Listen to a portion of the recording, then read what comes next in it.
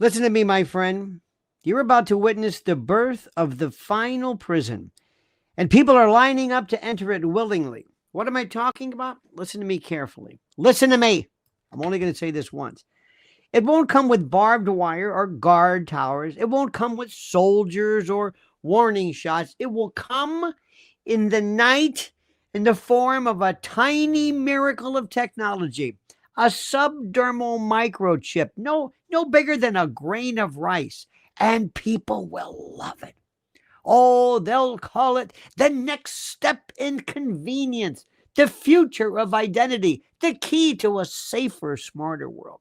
But what it really is the end of freedom, dressed as progress. Right now, across Europe, Asia, and soon the United States, test programs are already underway. Thousands of volunteers have allowed microchips to be implanted beneath their skin. Think about this. Think this is crazy, right? I know what you're thinking. There he goes again with some crazy idea about some subdermal microchip. Well, if you think this is a joke, and if you think I'm kidding, you're in store for a real surprise. But before we begin, which we already have begun, a word from our great sponsor. As many investors are quickly realizing, exploration companies are making bold moves south into the United States, where policies are rapidly shifting to support domestic production of critical minerals. With rising geopolitical tensions and growing trade uncertainty, securing reliable, local sources of metals like copper has become a strategic national priority. Copper isn't just a vital industrial material, it's a backbone of national defense and advanced military technology, from communication systems and radar to weapons guidance, aerospace, and naval infrastructure. Copper plays a critical role in maintaining military readiness and technological superiority. And now, U.S. copper prices are reflecting that urgency. After threats of a massive 50% import tariff on Chinese goods, prices have surged, sending a clear message: domestic copper is more valuable than ever. That's why District Copper Corporation is starting to stand out. The company recently secured a U.S. market listing, ticker CAXPF, a strategic move that boosts its visibility with American investors and aligns it with federal priorities around critical mineral supply chains. District Copper is advancing its projects with a focused mission to help reshore copper supply and support industries vital to U.S. national security. With copper hitting 16-month highs, global supply chains under pressure, and the looming potential closure of one of the world's largest copper mines in Indonesia, the need for stable domestic production is becoming urgent. In this environment, District Copper Corporation is positioning itself for a long-term growth and potential expansion into key U.S. states known for their strategic mineral wealth.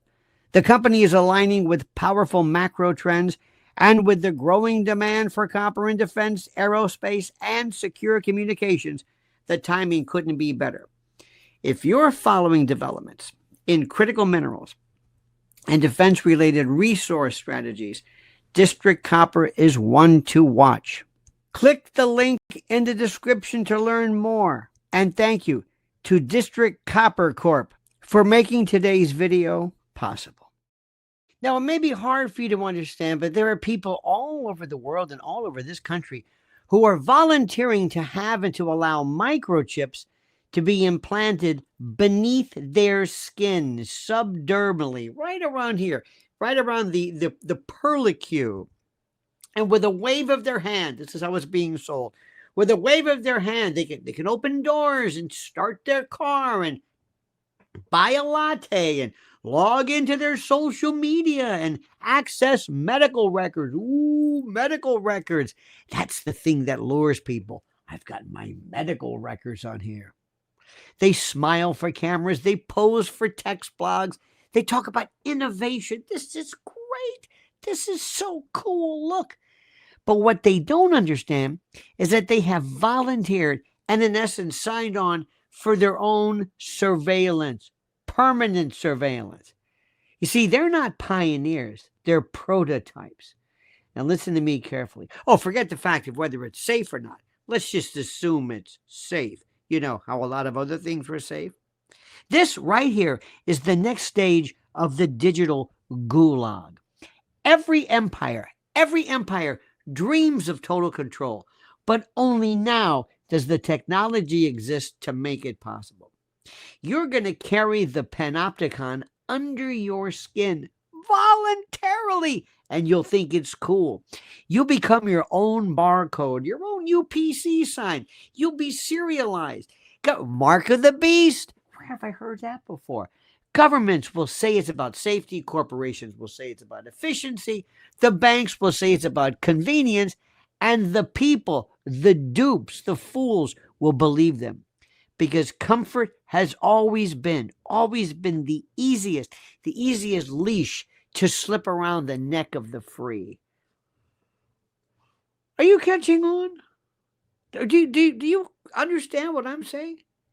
Because it's happening. Let's be clear. This microchip is not a gadget.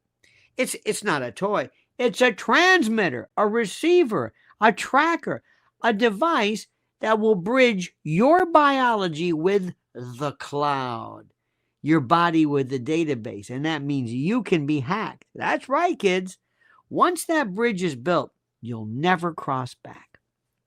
Oh, I can see it right now. Oh my God. Today it's for payments and passwords, but tomorrow it's for permissions. Permissions and privileges, not rights. Oh, no. Let me think about it. The same chip that opens your door can just as easily lock it.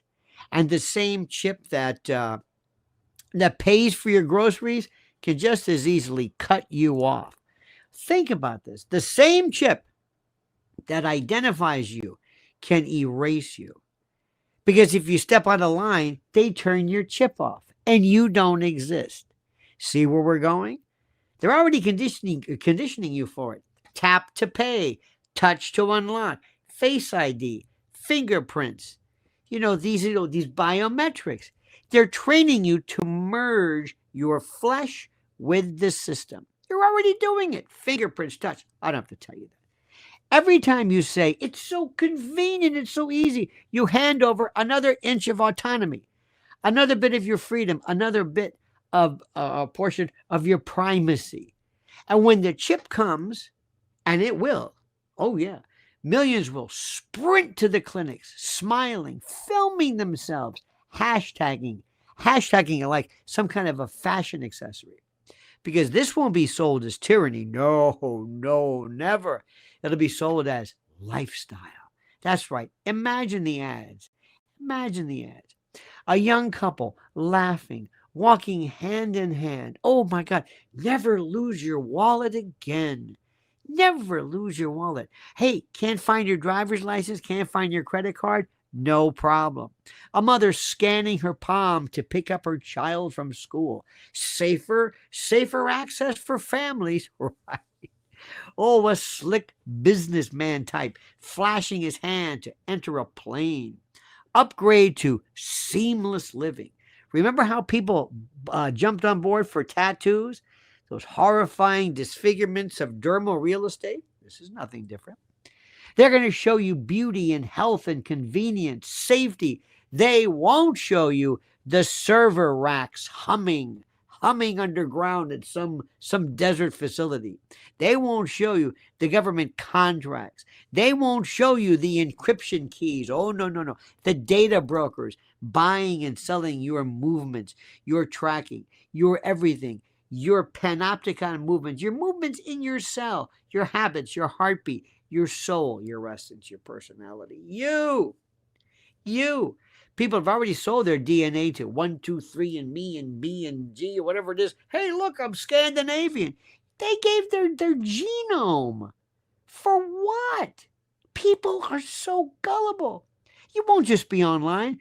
You'll be of the line, integrated into the network of control. I mean, this is just beautiful. And let's not pretend Let's not pretend this is some wild prophecy. No, the groundwork has already been laid.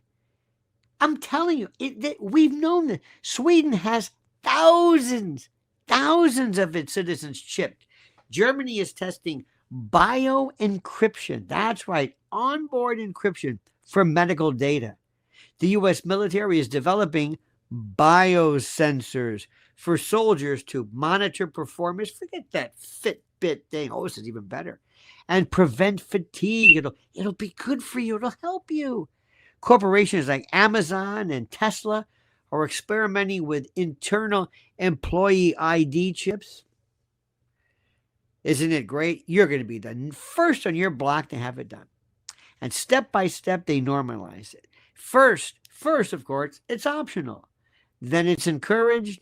Then it's mandatory. You know the drill. You know how that works. First one's always free. We've seen this playbook before. Digital IDs, right? CBDCs next, vaccine passports, biometric verification. Every one of them was introduced as a temporary convenience. And every one of them, without fail, every one of them became a permanent checkpoint. Oh, it's beautiful. This is the same thing, my friend. Listen to what I'm saying. The same thing is happening right now. But now it's under your skin. I've got you under my skin. That's right. And the dream of total surveillance is not new. Orwell wrote about it. Huxley warned about it. But they could never have imagined this. A world where people voluntarily tag themselves like livestock. A world where obedience is fashionable. Oh, yes, my friend. Oh, a world where resistance is obsolete.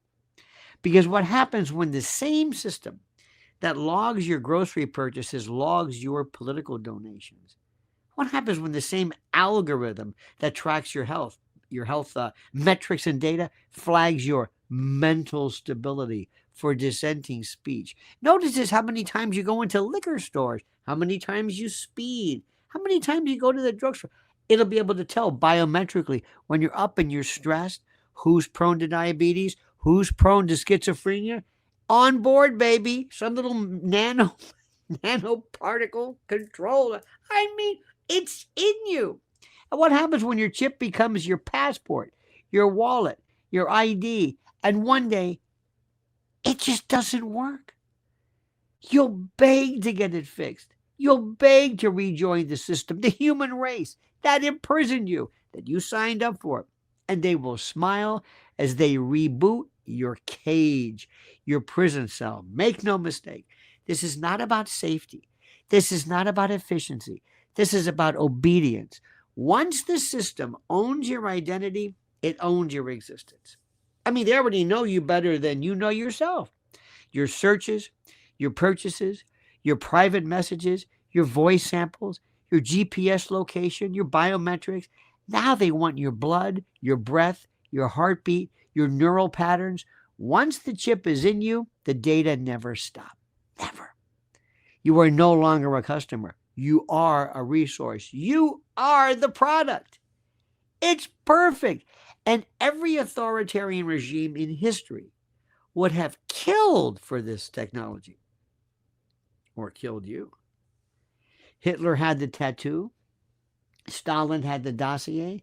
Now they'll have the microchip. You will never be forced into this with guns. You will be seduced into it with gadgets. You won't be rounded up. You'll be signed up.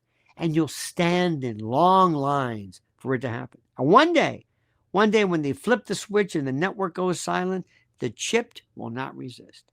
They won't even know what freedom felt like. This, right here, right now, is the end game of the surveillance age. The self-imposed prison, the intellectual and personal gulag we built for ourselves brick by digital brick. They call it the Internet of Things, the IoT. But when the chip comes, when they let the chips fall where they may, there's a pun there somewhere. Anyway, but when the chip comes, you'll be one of the things. The Internet of Things. You'll be a thing. Now listen, you can't buy your way out of this. You can't vote your way out of it. You must opt out. Reject it. Expose it. Warn others. Do not be seduced by the convenience. Do not be tricked by the language of safety. Do not be cowed by the pressure of conformity. My friend, because once that chip goes in, the last free frontier, the space between your skin and your soul, is gone forever. And when that happens, freedom won't die with a scream. It will die with a swipe. Think I'm exaggerating? Think I'm going a little too far? Well, what should you do? Well, hear me now. Do not comply. Do not consent. Do not carry the mark of your own obedience. Build alternatives. Use cash. Secure your data. Speak while you can. Educate your children that privacy is not paranoia. It's power. And never, ever trade liberty for convenience. Because the next wave of tyranny won't march in uniforms. It will whisper through your phone, glow through your screen, and pulse under your skin. When the time comes, and it will, remember this moment. Remember that you were warned, and remember that freedom is not taken, it's surrendered. Don't be the generation that handed it away for an app that opens doors. Be the one that said no. Because once the chip is in, the cage, the prison cell is built, and there will be no key. Do you hear what I'm saying, my friend? There will be no key. So listen very carefully. Focus and pay attention to what I'm saying. This is not a joke. This is not a drill. This is real, and it's happening. Thank you, my dear friend. Now comment. Listen carefully. Comment as you see fit. Like this video. Subscribe to the channel. And comment. Follow. Go to the comment section. I've got some questions for you. Answer the questions. Be a part of this. Listen carefully. Okay? Listen. I'm not kidding. It just got real.